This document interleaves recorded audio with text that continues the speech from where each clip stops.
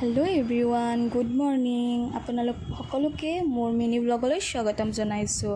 আপোনালোকৰ কি খবৰ? আশা কৰোঁ আপোনালোক সকলো ভালে আছে, ময়ো ভালে আছোঁ। তো আজি আমি গৈ আছোঁ শাওণ মাহ বুলি। আজি মঙলবাৰ, সোমবাৰে যাব লাগিছিল, হ'লেও আমাৰ অলপ প্ৰব্লেম হ'ল কালি। তো আমি আজি গণেশ মন্দিৰলৈ গৈ আছোঁ। দেখাম বাৰু আপোনালোকক গণেশ মন্দিৰটো ভালকৈ। তো আমি গৈ আছোঁ এতিয়া। আমি বেলেগ কোনো নাযাওঁ, মই আৰু সৰু যাম। এখনতে যাম, তিনিও ঠেলা হেঁচা কৰি, আৰু সৰু মোৰ এখন ভৰিতে বহিছে। ইমান যে ওজন আছে তাইৰ, ভৰিৰ বিষ উঠি গৈছে। দেখিছে, হাঁহিও উঠিছে আমাৰ দুয়োৰে বহুত। এনেকুৱা আনকি যায় মানে সকলোবিলাকে মানুহ চাই আছে ঘূৰি ঘূৰি। তো আমি গৈ আছোঁ এতিয়া।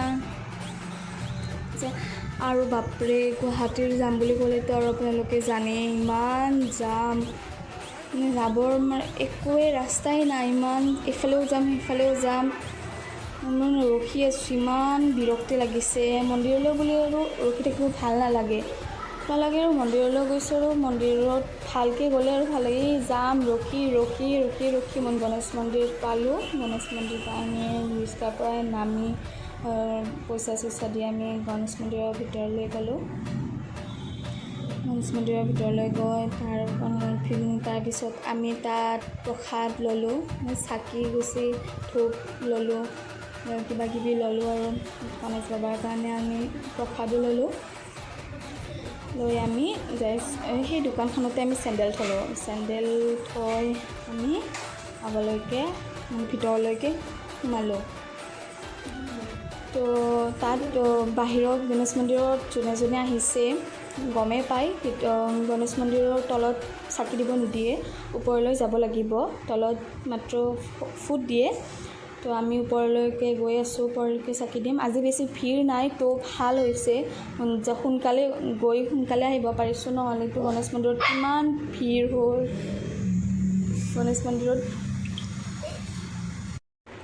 তো আমি ভিতৰলৈ গৈ সেৱা কৰি ভিতৰলৈ গ'লোঁ। ভিতৰত বাৰু এটা দুটা মানুহ আছে, বাই ঠিক ঠাক কৰি আছে চাকিবিলাক, ধূপবিলাক লগাব।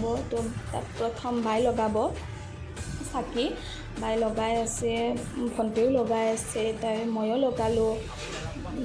আমি ধুনীয়াকৈ আৰু চাকি জ্বলাই সেৱা কৰি ধূপ চুপ জ্বলাই, তাত দুটা মূৰ্তি আছে, দুটা মূৰ্তিতে ধূপ, এটা মূৰ্তিত আমি চাকি বন্তি জ্বলাই ধূপ জ্বলাই, ইটোতো ধূপ জ্বলালোঁ।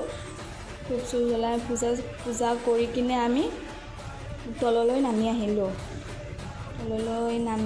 তাত আমি তাত প্ৰসাদবিলাক ল'লোঁ, ফুট দিলোঁ, সেৱা কৰিলোঁ।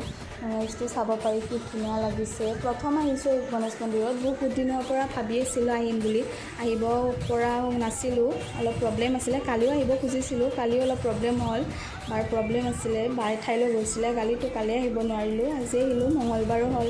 মাও ক'লে গণেশ মন্দিৰত যাবিতো মঙলবাৰে যাবি, তো আমি মঙলবাৰে আহিলোঁ। চাব পাৰিছে কি ভাল লাগে। মন্দিৰলৈ বুলি ক'লে আৰু ভালেই লাগে, হয়নে নহয়?